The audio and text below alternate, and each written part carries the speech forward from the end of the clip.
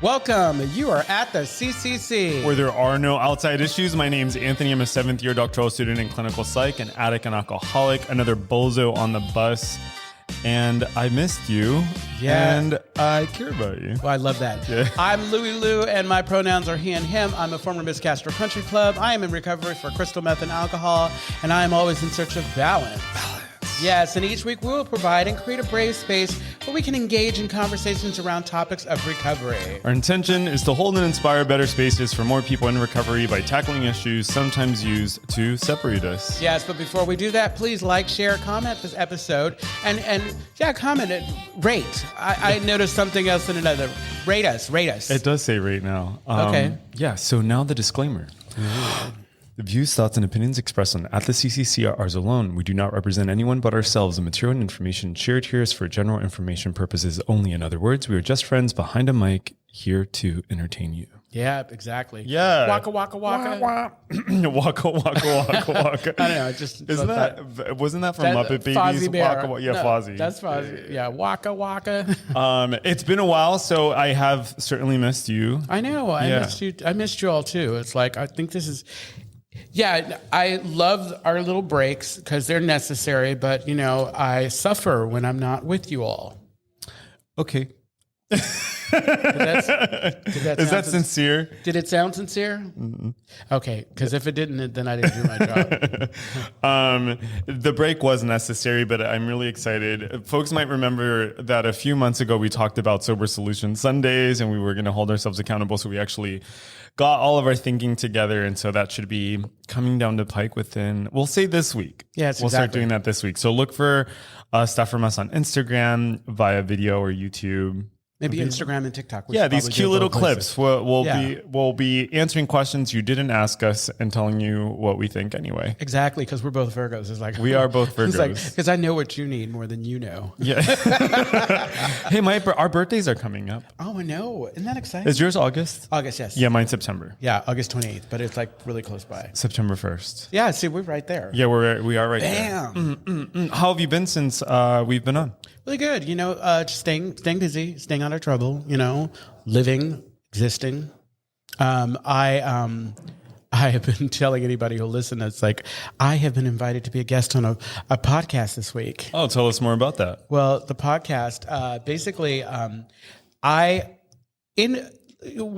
introduce myself as a former Miss Castro Country Club. So I do drag every now and then. And I host specifically for Living Sober, the world's oldest gay conference. And so we get a lot of folks there. And I believe that someone saw my alter ego, Minnie, I'm wearing the shirt, and thought, oh my, it would be really nice to talk about drag and confidence. Not consonants. So let me see. It's like the name of the podcast, really cool name, is Mind Power Meets Mystic. And so as soon as I have more information, I'll advertise it. But it sounds interesting. It's like I'm going to kind of zoom in and have that conversation. That's exciting. Yeah. Exciting. Excited for you. How about you? I've been pretty good. I've been talking about writing for months now. A lot of things have gotten sent in. Now I'm just kind of getting together the pre-doc materials together. I'm really just trying to push this stuff along. I'm so ready to just be done with school. I'm ready to like plant my roots somewhere. I'm ready to build, I'm ready. I'm just so ready. I'm done living this like grad student life. Can I ask you a question? Yes. Are you ready? I'm so I could not be more ready. I've been so stressed out. That's where that boom. Yeah. You missed your cue, Stephen. So there it goes. So today, shall we talk about today's topic? Absolutely. All right. So today's topic is gaslighting. Gaslighting is one of these terms that's been thrown around for like a while, and a lot of people use it, and I don't think maybe they don't know what they're saying. But so I just wanted to let people know what gaslighting is, kind of like the history of the term. So gaslighting actually comes from this movie from 1944. The movie was called Gaslight. Okay, and there was this husband, I think his name was Gregory, and there was a wife named Paula. Anyway, there was a husband, and what he would do is he would change the gas lights so that the light would go down. right? Except that when he would do that, he would deny it to his wife. So his wife would say like, what's going on with the lights? Are the lights flickering? And he would say no. Right. And so basically he was trying to like convince her that like to question her own reality. Right. And so you can understand where gaslighting comes from is this idea. It's a type of psychological manipulation, and it's a type of an emotional abuse. For folks who want to read more about it, there's this great article. It's called Gaslighting Explained by Robin Stern. It was an article featured in Vox magazine. A lot of great details in there. But basically, gaslighting is a form of emotional, psychological abuse and manipulation. And basically, the goal of gaslighting, when someone is employing it, is to get you to question your reality, right? And so gaslighting, we'll talk about it as it relates to recovery, of course, but gaslighting, it happens in couples, it happens in work environments, it can happen in casual situations, right? So we're going to talk a little bit about that today. So that's like the origin of where gaslighting comes from. So some ways that you'll see gaslighting happen is like sometimes like what'll happen is there'll be a denial of what your reality is. Uh-huh. So you'll say, for example, this is what happened, and then like the gaslighter would be like, actually, that's not what happened, right?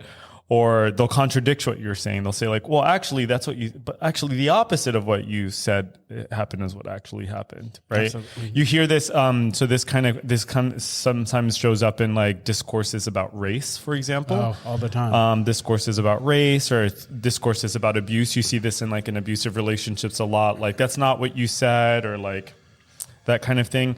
Discrediting and undermining someone. So saying to someone like, so this is something that also happens in that movie. Or that nonsense about like, I don't believe you. Explain. Tell me when I've done that. Show me when I've yeah. Right. And so they're like the tweezing, right? And so the idea is like to take apart someone's reality, right? Because if someone, that's such a good example. Yeah, that's such a good example. Tell me of a time that I lied to you. You know what I mean? Or tell me of a time that I like did. Yes, of course. So discrediting and undermining. So in the movie, one of the things he does is he convinces her, or he tells her that she's not good with money. Like you're not good with money. You're not good with money, right? Same thing can happen in relationships. Well, you're just like a really sensitive person, so you wouldn't understand. Or, it's just, this is really more about your stuff than it is other people's stuff, right? So there's that kind of stuff that happening, blaming and shifting responsibility. Right. So that's some of the ways that it shows up. I've shared in the past about a roommate that I had before I like moved by myself, and I called her the queen of gaslighting, and she would always make comments like, you know what,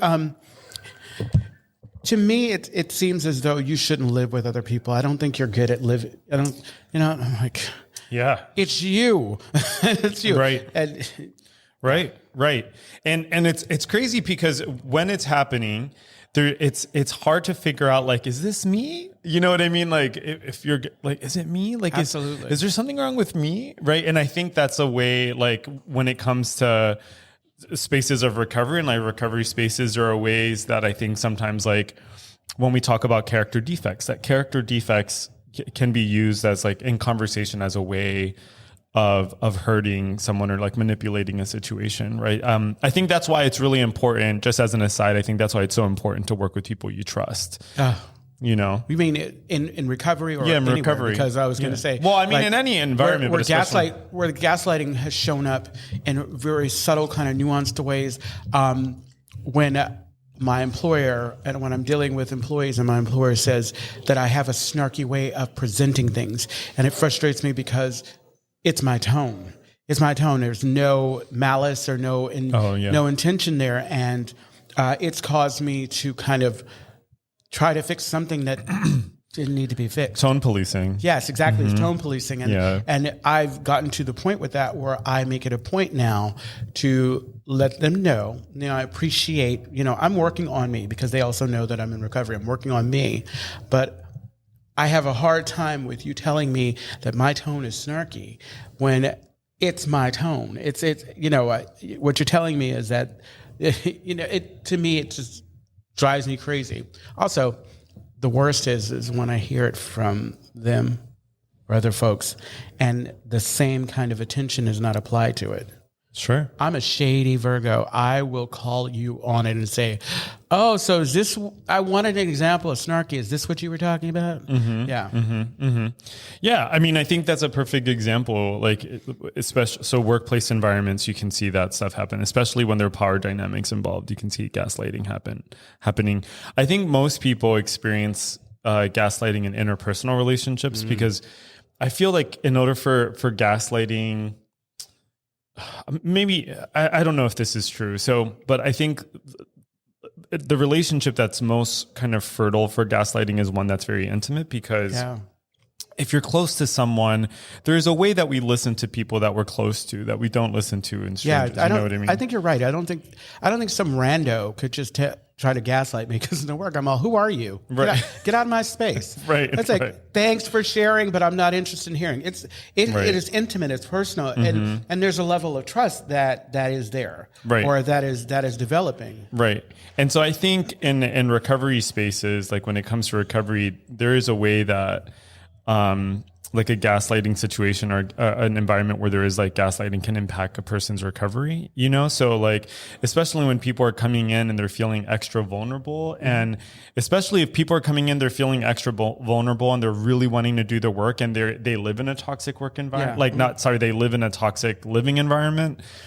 I can see that person like struggling with, for example, like anxiety or depression that comes from like the gaslighting that might happen at home, or like feeling guilt and self-blame, right? That's something that a lot of people in recovery that I know experience, right? Like when they finally like, they start to sober up and they realize like, oh shit, look at all the things that I did to myself and other people. There's this way that like that self-blame or guilt can be kind of like used to absolutely to manipulate a situation. It's tough getting past that place where you start to trust yourself. Right. And I was going to, with regards to recovery, a place that gaslighting occurs, and maybe correct me if I'm wrong, it speaks to our tagline, there are no outside issues.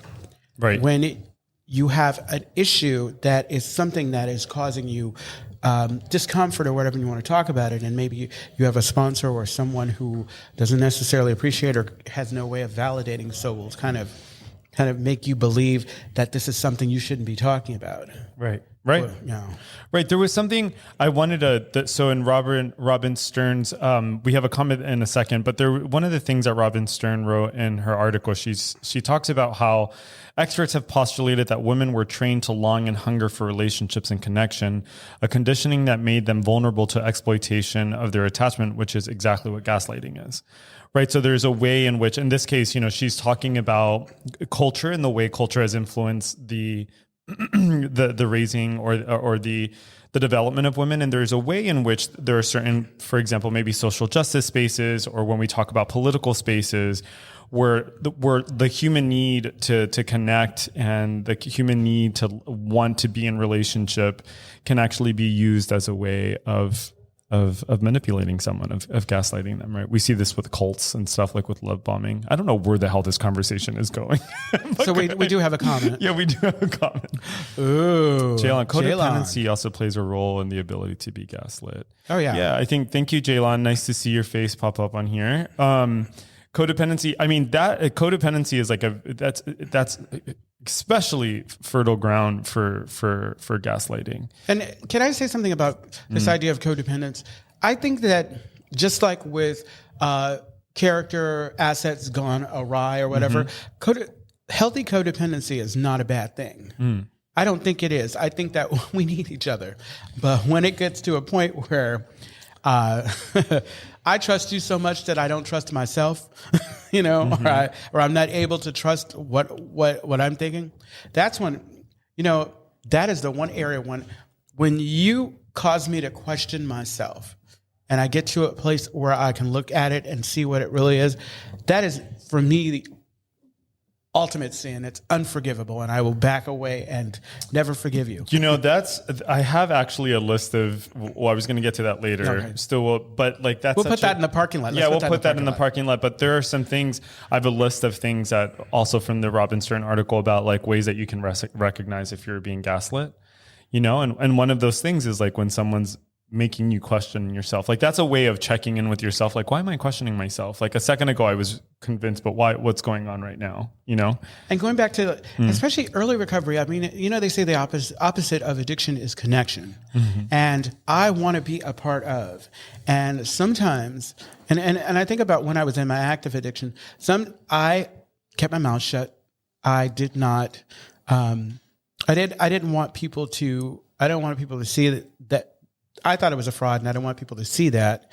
And there were folks who probably were supporting that in how they were treating me, because I didn't know how to ask to be treated any other way. But I don't know. I don't know where I was going with that, but I was going somewhere. No. I was going down a dark road. No, it's perfect.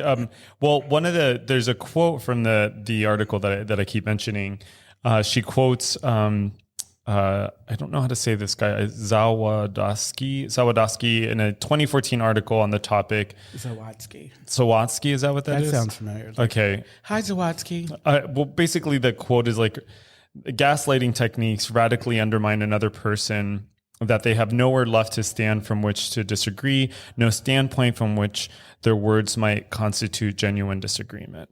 So it's basically like taking away a person's ability to fight back. Yeah. Right. And so it kind of creates a situation where a person is defenseless, right? Nothing you can say can convince me that like I'm wrong. Right. And so also, if you're not, if you're a person who does not like conflict and maybe clams up to begin with, it can really do a number on you. Yeah. Gosh, it sure can. So one of the things I wanted to talk about is like, what is like the function of gaslighting and like, where does it come from? Right. And like, I think go ahead. Lighting gas. No. You missed your cue, Stephen. There you go. Oh yeah. So we keep saying names. We have our producer, Brandon, but we also have our co-producer, our up and coming producer, associate producer, Stephen. Yeah. Stephen, who's missing cues. Yeah, that's okay. but doing great. Actually, no, he's doing really well because Brandon's never done this, because Brandon only does what Brandon wants to do. Are you gaslighting Brandon?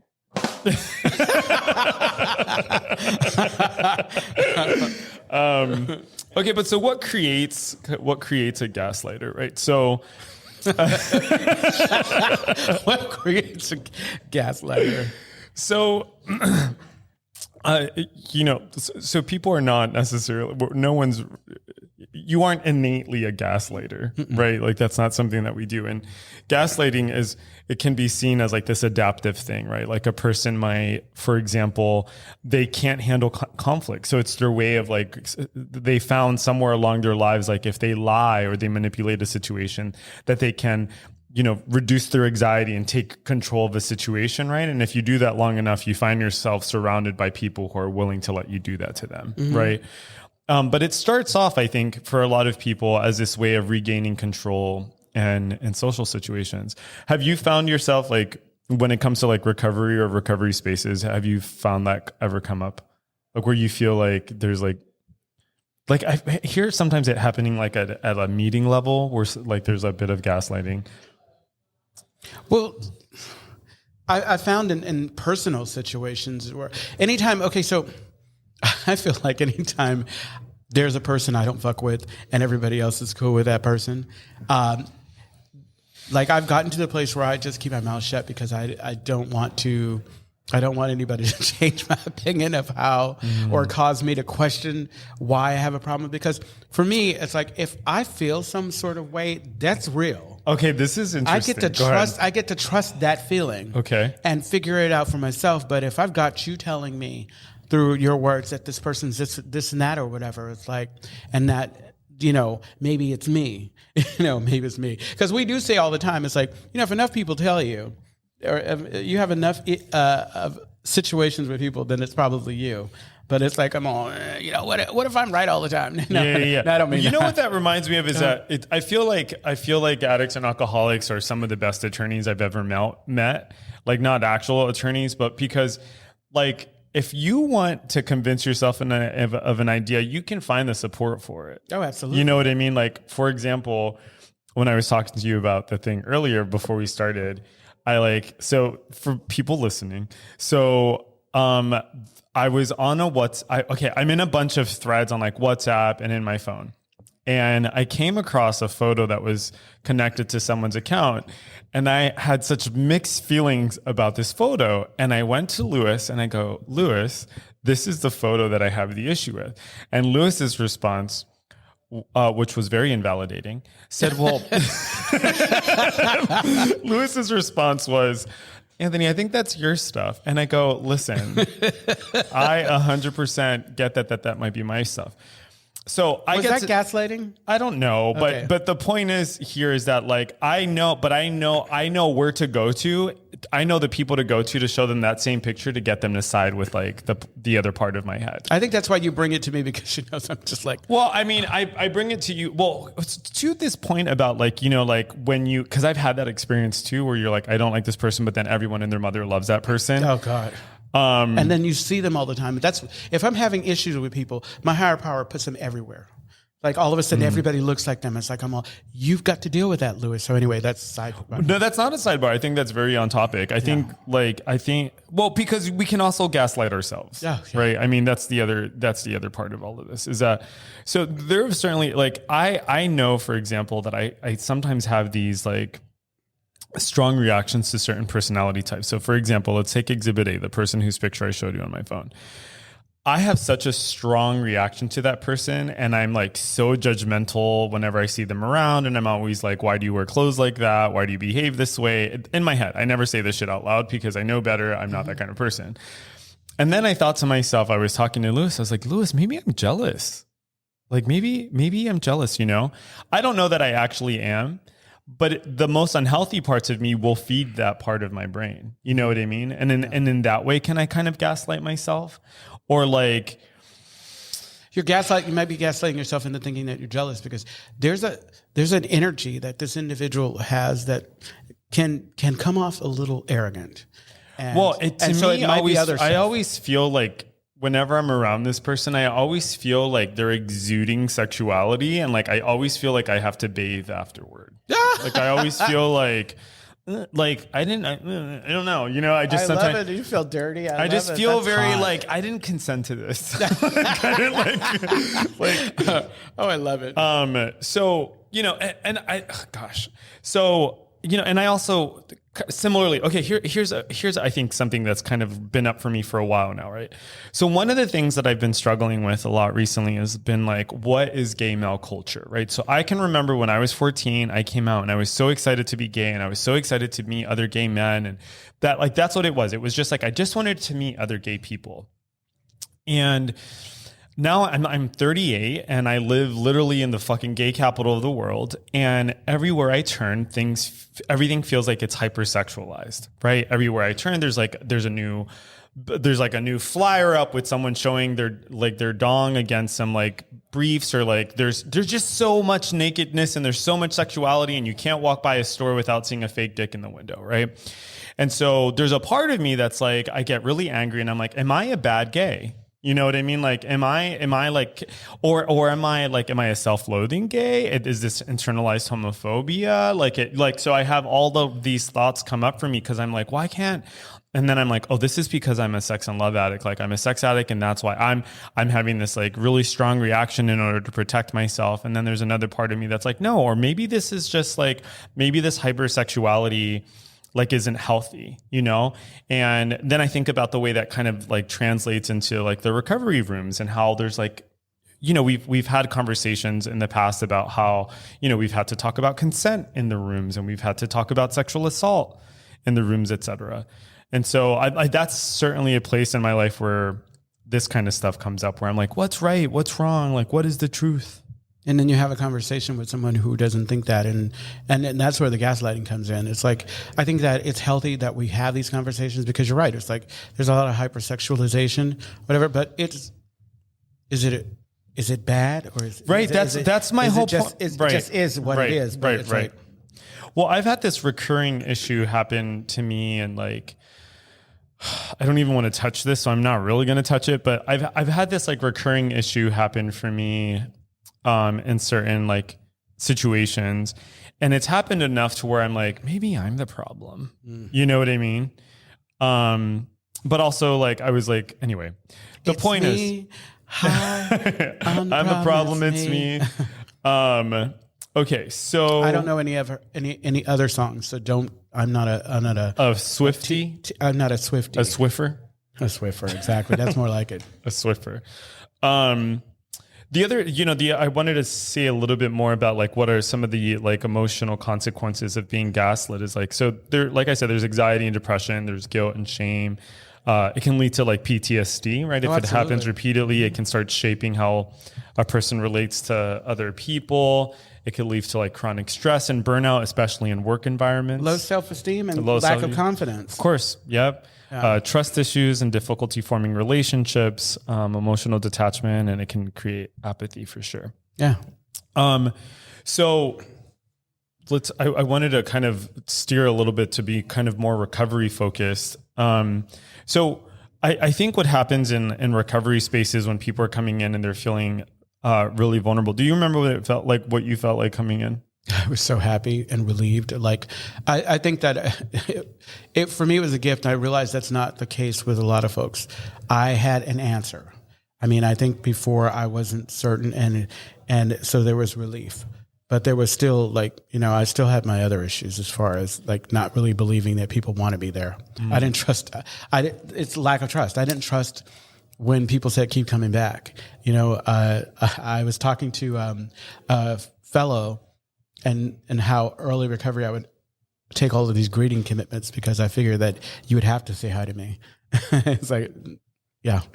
You know what makes me sad but also kind of is encouraging is like how many of us come in feeling that way and how many people to this day feel that way. Absolutely. I think, I feel like I wish maybe that people talked more about that stuff in meetings sometimes because like that's the stuff that can be really relatable and it isn't that we're like always there, but I think that for me at least it's always been very helpful. Like when I hear the person with 20 plus years say to me, I'm fucking crazy. I wake up in my brain's like I can't go to one of the things I can't like go to my brain or go to my thoughts like unsupervised, right? Like that hearing that kind of stuff is very helpful for me because like I sometimes am in denial about being an addict and an alcoholic, like I'll have like crazy thoughts and feelings and I'll think, oh, this is just me, and it's not just me. It's literally like every single person I've ever met in recovery who's working a program has like the self-awareness that says, actually, no, like I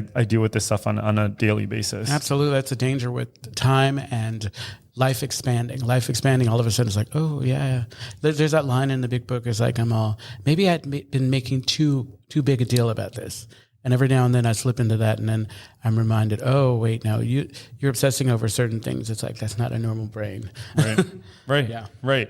And I think maybe the takeaway there is that, like as an addict and an alcoholic, I think I'm especially vulnerable to certain things. Oh, absolutely.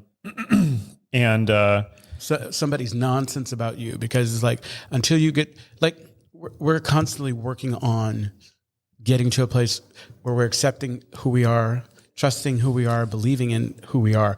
But early on, it's like, hello, if I hadn't been showing up for myself and I believe in getting better and somebody it's like that relationship with your family. Like, like I get it that I'm doing this work and this is how it's showing up to you and you may not believe it. And you may never let me not believe it. But I love that idea that we are of God. So, I'm going to apologize and tell you that I'm doing something different. You can choose to believe it or not. But not if it doesn't, people don't get there right away. It takes a while. Yeah. I mean, that's why I think it's so important to have, that's what makes steps 2 and 3 so important. Like we need something that's bigger than ourselves. There was something I wanted to tell you. Quick story time. Quick story time. So this is one of my favorite things that have happened in the last couple of weeks. So I know 2 newcomers. One of them has more, it doesn't matter. They're 2 newcomers. They have both been in and out of the room several times. One of them is working what I would consider a solid program. The other one is what I would consider half measuring it. Whatever. We all work a program. They're both working a program. So one day person one says to another person who's working, like who's relatively kind of new-ish, he brings a shirt and he goes, "Do you want to try this shirt? I want to give you this shirt." And the other person says, "That's not my style." Person one, the newcomer, goes, "But all of your clothes are tacky. Why don't you like this shirt?" So person two goes, "Oh, my clothes are tacky? Well, you don't have any taste in clothes in general."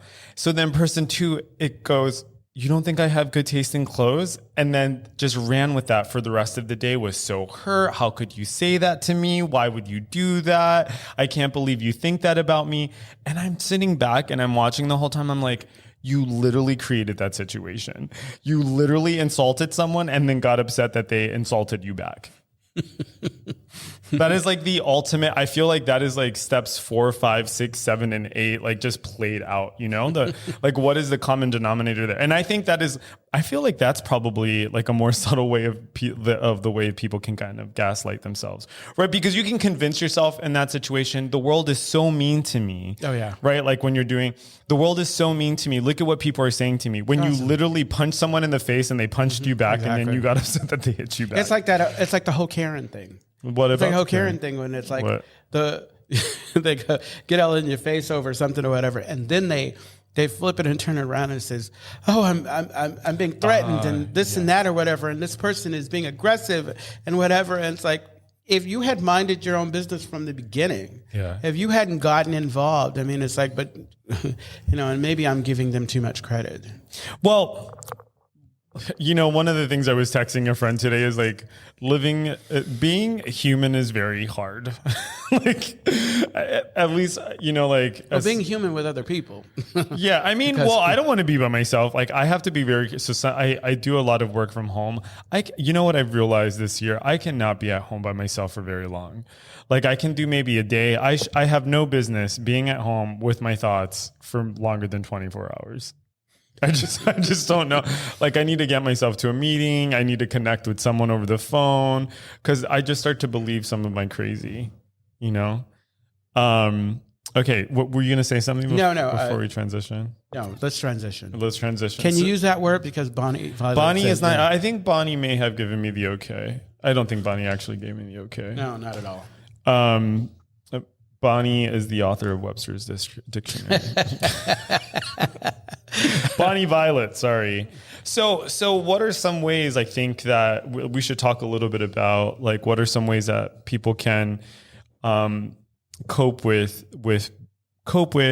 or support themselves if they feel like they're being gaslit, especially in recovery? And I think should talk a little bit about like building self-awareness and resilience. And I think that's something that we get to do when we're doing step work, especially I think when we get to steps 3, 4, 5, 6, and 7.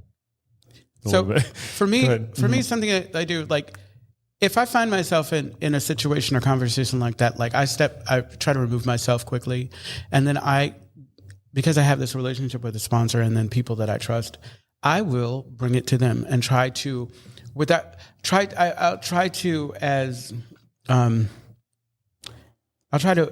have a conversation and not bring my bias to it, although it's really tough.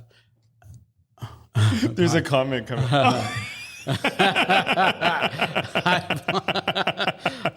Bonnie Violet just said eyes and I don't know what that one is. Yeah. The monkey that covers its ears. That's so cute. Hi, Bonnie Violet. I think getting to a person that I absolutely trust and not taking a poll, but really kind of just like presenting it as objectively as I can to see if what I'm feeling is real. Because usually it's like if I'm gaslighting myself, if I'm convincing myself of something and I'm in the wrong, then it allows me to kind of like own that and come back and then have the right conversation. Kind of like in the past we talked about where I was then able to come back and say, okay, yeah, I thought about this and that was just that was my stuff. Yeah, sure. Yeah, that's a really good example. I think, so building self-awareness and resilience. And I think that's kind of tricky because, at least for me, for this addict alcoholic, I have to be very careful not to gosh, how do I say this without, I guess what I'm trying to say is like, yes, my thoughts and feelings are valid. Yes, my thoughts and feelings are valid. And I also need to fact check my thoughts and feelings. And that's why for me, it's very important to be in relationship with people that like I love and who care about me. I also see a therapist. So I think one of the other kind of suggestions here is like seeking support from your recovery community. Are you seeing a therapist? Yeah. Wink, wink, wink. Why is that? Are you? But he's not my therapist. Okay, I know. Yeah. You're so funny. Ba-dum-bum. Steven missed his cue. Like seeing a therapist is really, really, seeing a therapist is helpful, or like just trusted advisors or mentors or elders, right? Just people that you like love and support that have your back. Engaging in therapy, like I just said that a second ago. Mm-hmm. So I think those are some things. I think with respect to like when I'm thinking about like step work, for example, like I think having a sense of a higher power, right? You don't necessarily have to believe in a Christian God or a God that's associated with any type of religious organization, but something that is bigger than yourself, that is like rejuvenating and life-giving. We have a comment. Jaylon writes, sometimes for me, I think the biggest gaslight is being told to take your inventory when a new situation happens that could possibly be reminiscent of past traumas, but still happened in real time and should be addressed presently. How else would you be able to set healthy boundaries if not to address current issues as they are without being redirected to what your shit is? That is actually, you know what, Jaylon, thank you for this. I actually have an answer to this. Where did I put it? Go ahead. Were you going to say something, Lewis? No. I was being smart ass. What were you? Well, of course you have an answer for it. No, go ahead now. So, oh my God. Okay, it's like 40 minutes into the show. You know what? Sometimes quickly, sometimes slowly. Yeah. So one of the things that I want to say is, Jaylon, that's such a good point, right?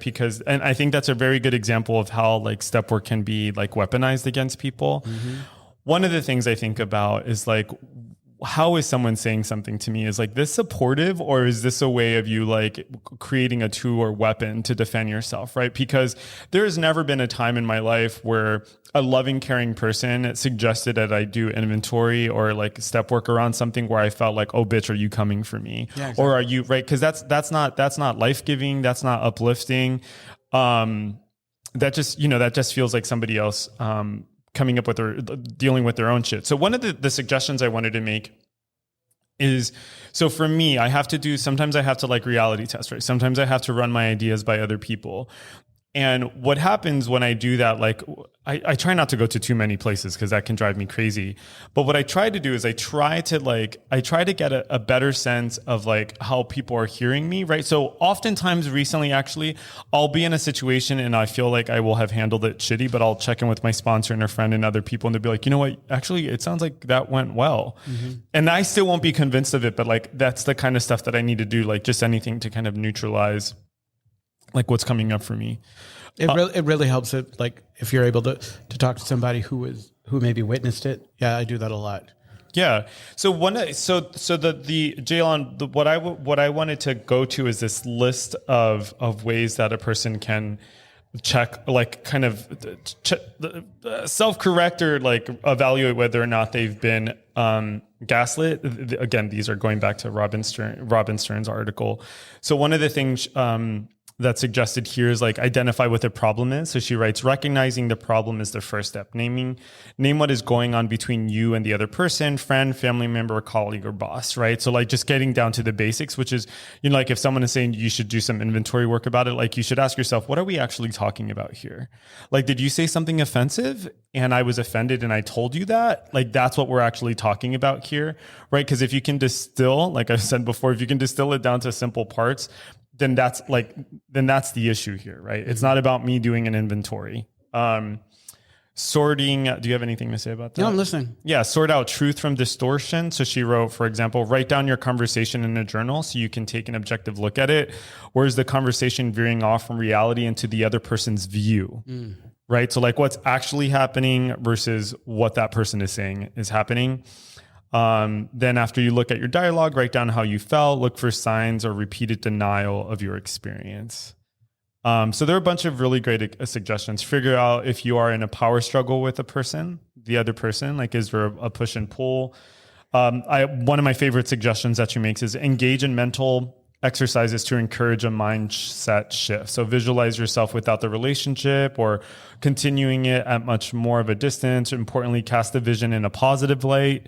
Even if it causes you to feel anxiety, think down the road when you have your own reality, social support, and integrity. Yeah. So I love these suggestions. No, those are good ones. I like that. Like this that, last one here. Yeah, I like that. Giving yourself permission to feel. feel all your feelings. Yeah. I think what's interesting too with all of our experiences there, we bring our past experience with us.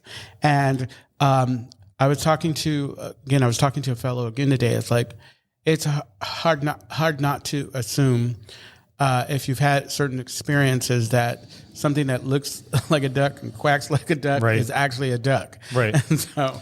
Yeah. So I just want to quickly read down the list of other things. And again, so this article, if people want to check it out, it's called Gaslighting. It's called Gaslighting Explained. It's a good article. It's a very good article. It got us through. It did get us. Well, I also had my outline. I'm not giving her all of the credit. No. So, you give yourself permission to feel all your feelings, right? Like feelings don't have to be right or wrong. You can have your feelings. The other thing that I really like that she suggested is focus on feelings instead of right and wrong. So she writes, it's easy to get caught up in wanting to be right or spend endless hours ruminating about who's right, but determining who is right and wrong is less important than how you feel.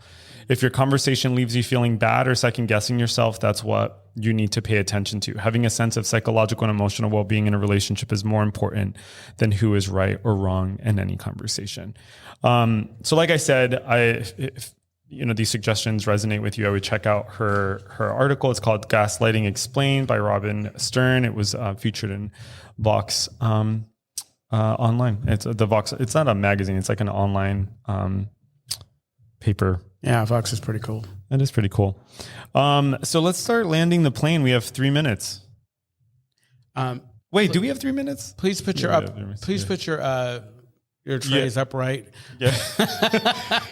And throw away any trash and please look around your seats. Yeah, but before we start closing out, I think the key takeaways here are that, in the end, it's not a good feeling. If you're in a gaslighting situation, it isn't a good feeling.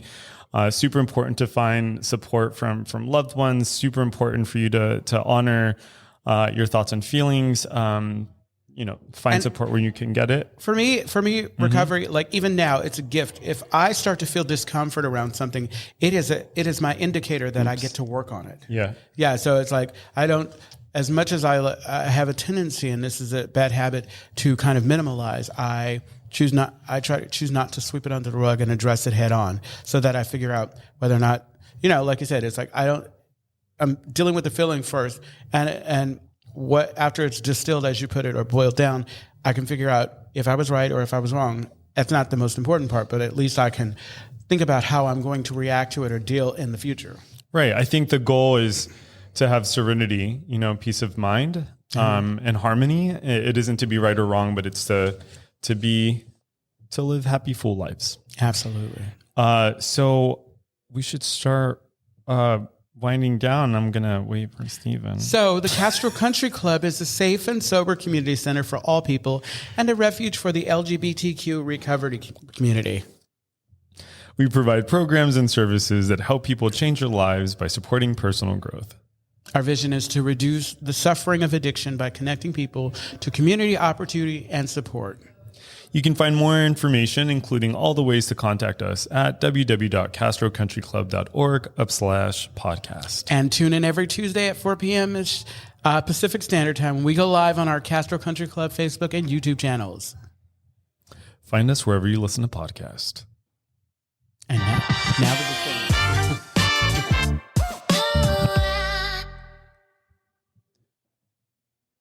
Are we still recording? Can we keep talking? All right, we're going to close down the camera. Yeah, not bad for our first time back. No, not at all. In about a month. No, exactly. How was that for you? That was fine. It's like It's like riding a bike. Like riding, it was like riding a bike. Well, the topic of gaslighting, like I've thought about it a bunch because it's like I've had conversation with, especially like, and it's been specifically around work and race, because like, I don't know about you, but like I have always had this challenge when it comes to talking about these issues where it's like, I don't know whether or not, like when a person's behaving a certain way, I don't know whether or not they're behaving this way because they're an asshole or because it's race-based or whatever. And what has been frustrating, I remember in college, is like having conversation with people and just because they're unable to validate that, I'm allowed to have these viewpoints that just want to shut it down. And the loneliest place I think that you can be is when you are unable, when you don't feel like you're being understood. Oof. Yeah. Oh my, yes, absolutely. That is like, you're speaking to my heart. I was in a situation recently where I felt especially like upset about something, and the other person, they were understanding, but I needed them to like feel it, And today, like I said, I've talked about this before, like sometimes I can't trust what I think and feel. So I go and I like find research articles, and I found like this one article that was validating what was coming up for me, but it did what you were describing, which is like, I felt so fucking alone in this experience.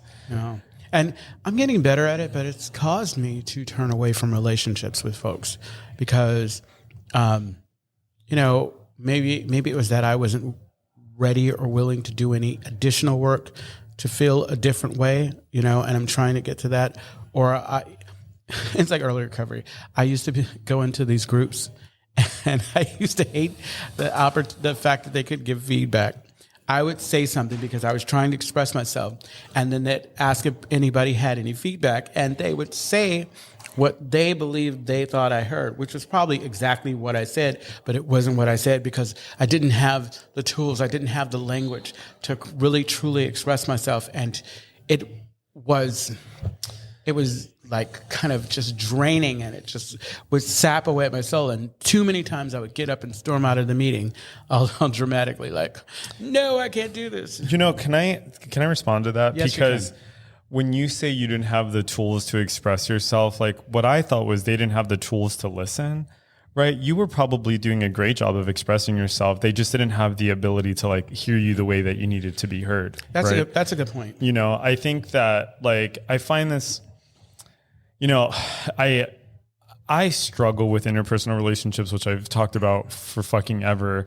And it isn't because I don't like people. It's because I'm sensitive, number one. But number two, and let me rephrase this and maybe reframe it, is that it's not that I struggle with interpersonal relationships, is that sometimes it's hard for me to distinguish between where I end and a person starts, right? And so sometimes it might be like I'm talking to someone and I don't know how close to listen to the things that they're saying, right? Especially newcomers. Like I'll reach out to the newcomer and I'll talk to them, and then all it takes is for them to say one crazy toxic thing, and I'm like, I never want to fucking talk to this person again.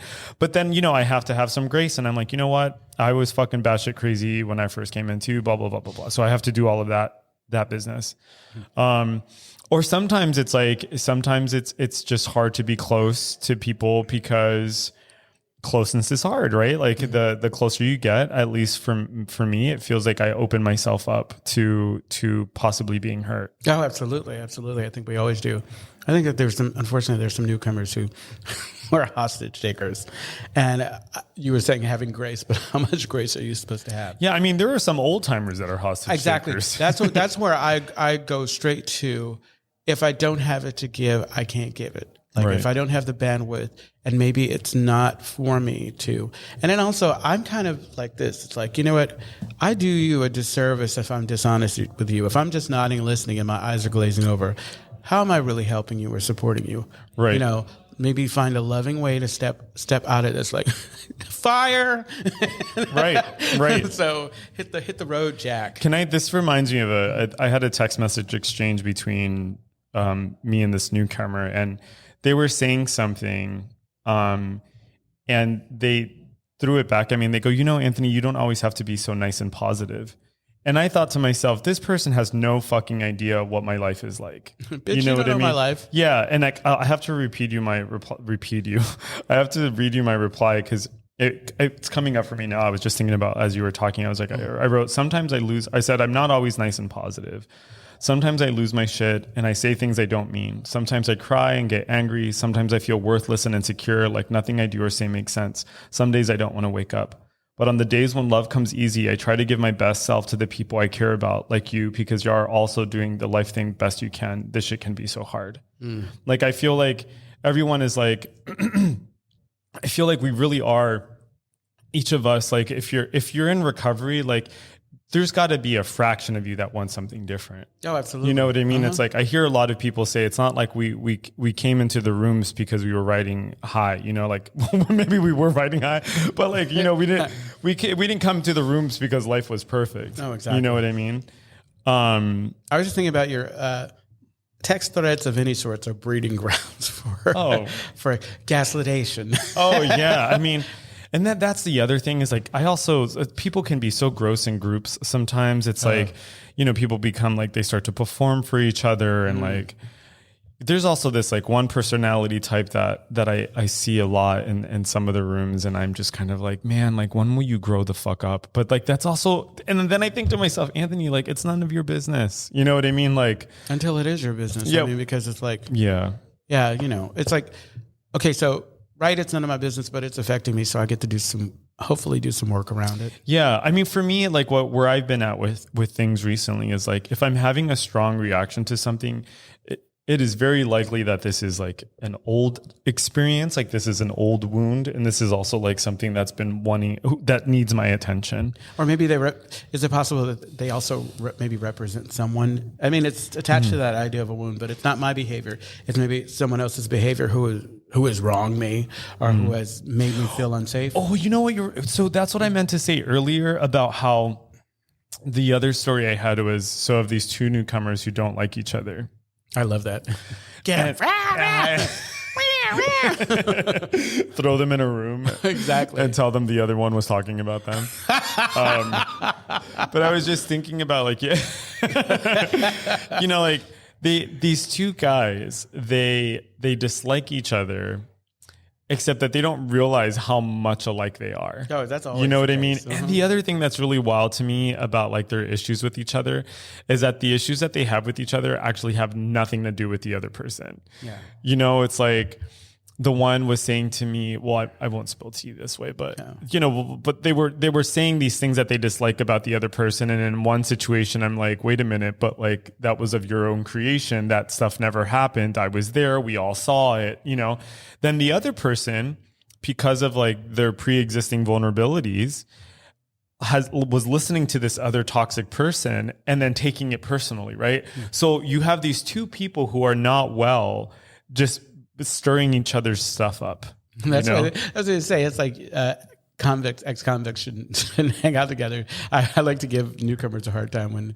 Wait, what? I've never heard that word of you. So, like, there's a law like you can't, like, if the police stop you and you're hanging out with other ex-cons, then that can be detrimental to your, like, if you're on probation or whatever. So when I see a bunch of newcomers or folks who've relapsed, I'm all no. That's actually a good point, because I've actually have seen like people who come in as newcomers, they end up going out together. Oh, absolutely. That's interesting. Who's like, just like another alcoholic addict can help you with another alcoholic can convince you in the best possible way that this is nonsense and you don't need it. Yeah. I remember once during one of my relapses in early recovery, I showed up, I was at a bar and this other guy was also in mid relapse, and we were like, I remember I was like, hey, you stopped going? He's like, yeah, I stopped going. And like, we had drinks and it was a chaotic night, but we were bonding. Like, looking back at that, I'm like, that is the sickest, like most unhealthy situation. But like, you had two unhealthy people co-signing their unhealthy shit. Do you cash in your tips? That's something that I see all the time. Like, it happens where someone who has decided that 12-step is not for them, and they will go on to social media and there'll be a comment about this, that, or whatever, which is probably not completely like factual or whatever, but then the whole thread will come on, and it'll be all of these points supporting this or whatever. And I used to dive in and try to be the voice of reason, and I realized, you know what? There's no reason in this. There's no reason in this, and folks are going to think what they want to. 100%. That's I think that's maybe something I learned getting older is like. I'm not going, like, if someone has an idea that I'm not going to convince them otherwise. Yeah. It's not going to happen over a coffee. Mm-mm. You know what I mean? I'm not, like, if someone is, especially like the energy someone's bringing into a conversation, you know whether or not they're flexible or amenable or want to have their minds changed. But some people don't want to have their minds changed. In many ways, and I've had this with like former sponsees where I say, like, you're being angry right now, like you're hating that person is a choice right now. Yeah, exactly. You know what I mean? Like, that's something I have to remind myself of too. Is, that I get to choose, like, for example, I might be in some situation, right? And I can find all that. There's no real evidence there, but I'm putting together pieces of evidence that prove some unhealthy thought that I have, right? I'm making that choice, right? And in all the same ways, like I can do that with the other side, if there literally is no evidence and I'm like trying to just piece things together, like I can also kind of like use my brain for good. That also isn't to say like, have you ever heard of like toxic positivity? That's like that's like not what I'm suggesting. Yeah, no. I'm not like, some things just toxic positivity. Yeah, like, I mean, God, toxic positivity. Have you ever heard of like toxic femininity? We did talk about that. We were kind of talking about toxic masculinity and toxic femininity. Yeah. Yeah. The point is that, well, and this also this reminds me of the fourth step from the way it's described in the 12 and 12 about how basically we all have like these natural instincts, and it's when like our natural like when we go beyond like the normal like meeting of the natural instincts, right? Like we all have we all have a desire for food, connection, money, etc., right? But it's like when we want to have all the food in the world, right? Yeah. That's a problem. When we want to have like all the sex in the world, then that's the problem. When we want to like have all the money in the world, that becomes a problem. And I think similarly, these are things that I've thought about. Having all those things. Yeah, but it's like, and it's, I think it's still in the 12 and 12, but it's like when we kind of surpass, I guess, what is kind of like, I don't know if rightfully ours is the right word, but when we act from a place, there's so many things I'm trying to say right now. But one of the things, it's like, as addicts and alcoholics, we've made many decisions based on 100 forms of fear, right? Like that's a line. And then when we make decisions acting from a place of self, like that is when we step on the toes of other people, right? And I think that's kind of that's the fine line for me all the time. It's like, why am I doing this right now? You know what I mean? Absolutely. And sometimes, a lot of times, now I'm I'm somewhere else and we have 2 minutes left, but I was thinking about like, one of the things I used to do is like character assassination. You know what I mean? So like, for example, with like the picture that I showed you years ago, I would find the right people to talk shit to about this thing. Cause I knew they would like, I still know the right people to talk shit. It's like, I'm always like, and I've decided like, okay, I'm surrounding myself with people who get that I'm trying to be a better version of myself, but in this moment I'm not. And so I'm going to tell them my story. Because the worst is, and this has happened and it's been a blessing and a curse, when you go to a person that you think is going to co-sign your bullshit and they call you on it. Yeah. What? Oh, hell no. How dare you tell me to be better? Yeah. This is unacceptable. Yeah. I mean, that reminds me of one of my sponsees. Yeah. Yeah. Okay. So I think it might be time to wrap up. Wrap it up. All right. See you soon. Bye.